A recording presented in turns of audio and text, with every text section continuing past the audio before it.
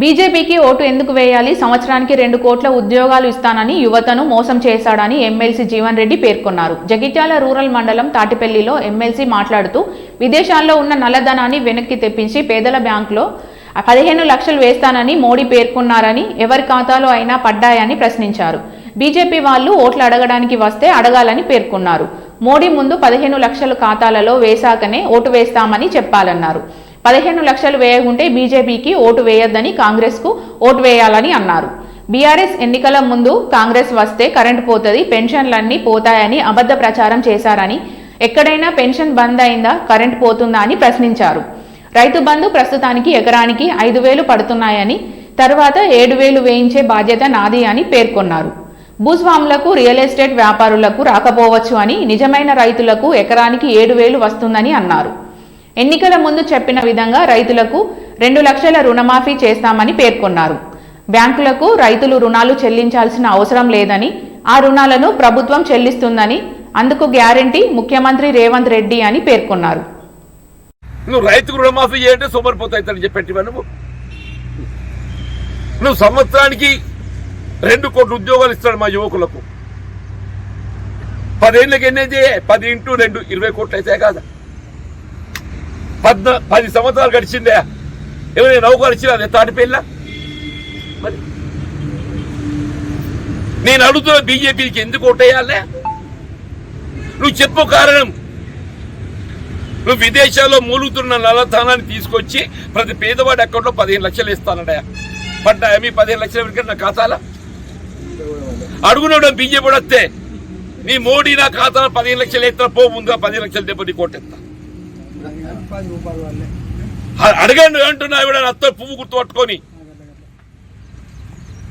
2014లో ఏదైతే మొదటిసారి మోడీ పోటీ చేసినప్పుడు ప్రతి పేదవాడి అకౌంట్ లో 15 లక్షలు ఇస్తాను, 15 లక్షలు అని చెప్పి అంటున్నాను.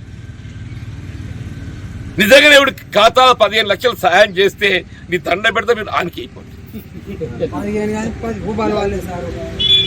ఆడయ్య కూడా మనకేయ్యు, ఆడయ్య కూడా మనకేయ్యు అంటున్నా. నేను గిట్లే మాట్లాడమని ఎవడు చూపెట్టిండు, అవు జీవన తోట ఏమంటున్నా చెప్పి నువ్వు యొక్క నేను అన్నది ఏందిరా అని అంటే 15 లక్షలు ఏతే ఇవ్వాల నేను వేయకుంటే మనకే చేయి గుర్తుకు. ఎవరికైనా చేయకుండా ఎవరికేయాలి? చేయి గుర్తుకేయాలి. మన టీఆర్ఎస్ ఏం చెప్పిండ్రు, ఏం యొక్క కాంగ్రెస్ అయితే మొత్తం పెన్షన్ రద్దు చేస్తుంది, కరెంటు పోతుంది చెప్పినా లేదే. మా ఆడబిడ్డలు అందరు కూడా ఏదైతుందో పిడత కాంగ్రెస్ వస్తే ఇక మా పెన్షన్ వస్తుందో రాదో, ఆడు జీవనుడు ఉంటుండైపోతా పోనీ కానీ మేము మీద కార్కి కొట్టేస్తాం. ఎందుకు? పెన్షన్ ఆశ. అవునావా? నువ్వు తల్లి అందరు లేక సత్యవంతులు ఉంటుందా? నువ్వు సత్యవంతురాలు. నేనేమంటూ పెన్షన్ బంద్ అయినాయి అత్తునే లేవే. రైతు బంధు కూడా చెప్పంటున్నా. నేను వ్యవసాయం చేసే ప్రతి రైతుకి ఏదైతున్నదో, నీకు రైతు బంధు, రైతు భరోసా పేరుతో ఏదైతుందో మీకు ఇవాళ ఎకరానికి 5,000 పడుతున్నాయి. రేపు ఏదైతుందో 7,500 రూపాయలు మీకు ఇప్పించే బాధ్యత నాది అని చెప్పండి. అందరికి అనుమానం ఉంది వస్తుందో రాదు. అరే అయినా రైతు బంధు వచ్చి కూడా నాకు అయిపోండి అడంటే నీకు వచ్చిందని చెప్పని. పిడాత కూడా నాటు ఉండే పెద్ద భూస్వామికి రాదు కావచ్చు, గుట్టలు పుట్టల్లోనికి రాదు కావచ్చు, రియల్ ఎస్టేట్ వ్యాపారం రాదు కావచ్చు. నిజంగా సాగు చేసే రైతుకు నేను బాధ్యత. మీరు చూసుకోండి, మీ లెక్క నింపే బాధ్యత నాది అని చెప్పంటూ నేను. రుణమాఫీ సంబంధించి కూడా చెప్పంటూ నేను. మొన్న ఎన్నికల్లో 2 లక్షల రూపాయలు రుణమాఫీ చేస్తా అని చెప్పాను కాంగ్రెస్ పార్టీ.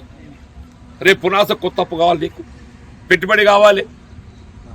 ఇలా మీరు చెల్లించాల్సిన ఒక రుణం ఏదైతుందో బ్యాంకు మీరు చెల్లించాల్సిన అవసరం లేకుండా మీ వైపు వెళ్ళి ప్రభుత్వం పూచీకత్తుగా ఉండి గ్యారంటీ తెలంగాణలో రైతాంగం చెల్లించవలసిన ఒక పంట రుణం ఏదైతుందో ఇలా రాష్ట్ర ప్రభుత్వం చెల్లించే విధంగా రేవంత్ రెడ్డి గ్యారెంటీ